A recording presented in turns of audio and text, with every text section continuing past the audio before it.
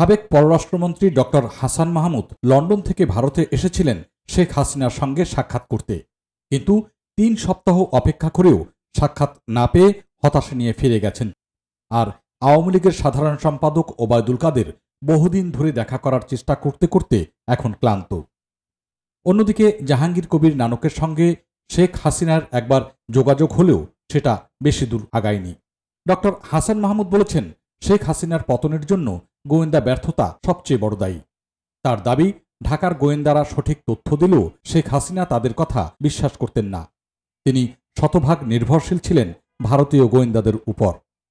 তার একগুঁয়েমির কারণেই আওয়ামী লীগ সরকারের পতন ঘটেছে। আর এটা ঠিক, শেখ হাসিনা যে একগুঁয়েমি কাজ করতেন এটা সবাই বিশ্বাস করেন। এসব নানা কারণে বাংলাদেশ ইস্যুতে এবার সিদ্ধান্ত বদলাচ্ছে ভারত। কারণ আগে ভারতে পলাতক থাকা আওয়ামী লীগের নেতারা শেখ হাসিনার সঙ্গে মাঝে মাঝে দেখা করার সুযোগ পেতেন, কিন্তু সেই সুযোগ বন্ধ করে দেওয়া হয়েছে। এমনকি হাসিনার রাজনৈতিক ভবিষ্যৎ নিয়ে আয়োজিত সংবাদ সম্মেলন করতেও দেয়া হয়নি। মানবজমিন পত্রিকার খবরে বলা হয়, শেখ হাসিনার ব্যাপারে ভারত ভিন্ন কৌশল নিচ্ছে বলেই মনে করা হচ্ছে। পত্রিকাটির খবরে আরও বলা হয়েছে, শেখ হাসিনার পতনের পর ডক্টর ইউনূস সরকারকে স্বীকৃতি দিতে দেরি করেননি নরেন্দ্র মোদী। যদিও ভারত সরকারের ধারণা বাংলাদেশ তার গতিপথ হারিয়েছে। কেউ কেউ এমনও বলেছেন, দেশটি পাকিস্তানের পথ ধরেছে। ইউনূস সরকারের ভেতরে এ নিয়ে চলছে ব্যাপক প্রতিক্রিয়াও।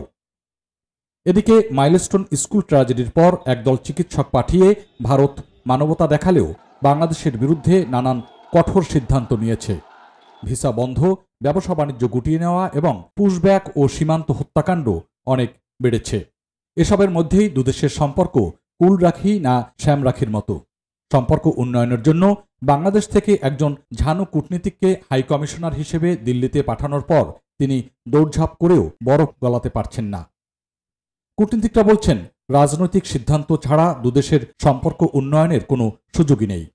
তারা বলছেন, বাংলাদেশের ঘটনাবলীর উপর সবসময় নজর রাখছে ভারত। নির্বাচন ইস্যুতে চরম দক্ষিণপন্থীদের উত্থানে তাদের হিসাব নিকেশ পাল্টে গেছে। অনেকেই বলছেন, এক ঝুড়িতে আম রাখার পরিণতি এটাই। আওয়ামী লীগের বিকল্প তারা একবারও চিন্তা করেনি। তাই বিকল্প মাথায় রেখেই এখন ঘুঁটি সাজাচ্ছে ভারত। শেখ হাসিনা নয়, তাদের এখন প্রয়োজন বাংলাদেশ। আর এটা হাসিল করার জন্য কৌশল বদল করে বিকল্প শক্তির সঙ্গে নিবিড় যোগাযোগ রাখছে প্রতিবেশী এই দেশটি। ফলে বাংলাদেশের রাজনীতিতে নাটকীয় কোনো পরিবর্তন হলেও হতে পারে, আরও জটিল হতে পারে রাজনীতির হিসেব নিকেশ।